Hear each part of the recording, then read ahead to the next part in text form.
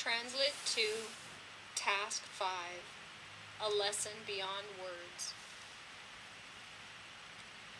In the spring of 1976, I had my first class with a teacher named Maury Swartz.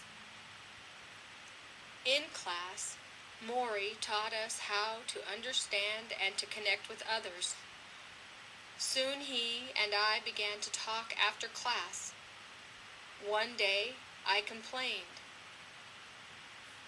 "I don't know what other people expect of me," I said. And Maury said, "Life is like that.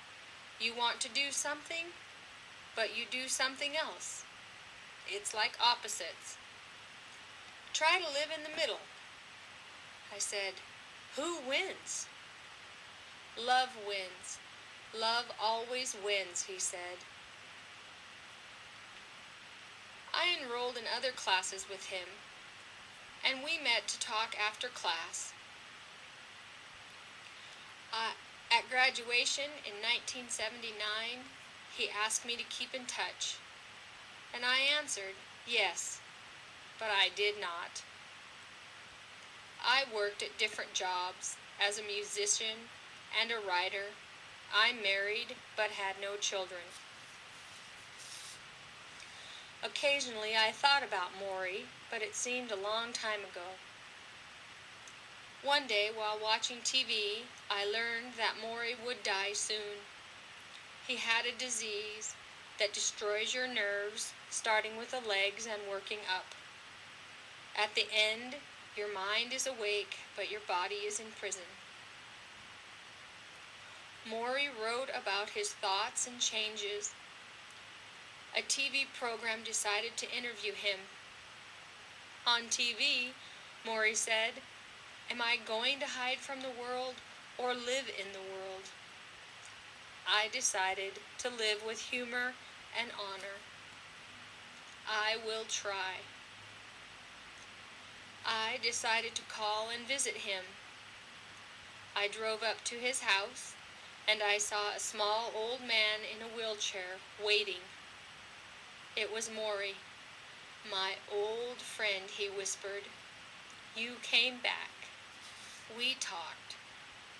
Do you have someone to share your heart with? Are you challenging yourself to change? Do you have peace?" he asked me. I was uncomfortable. What happened to me? My days were filled with work, but I was not satisfied.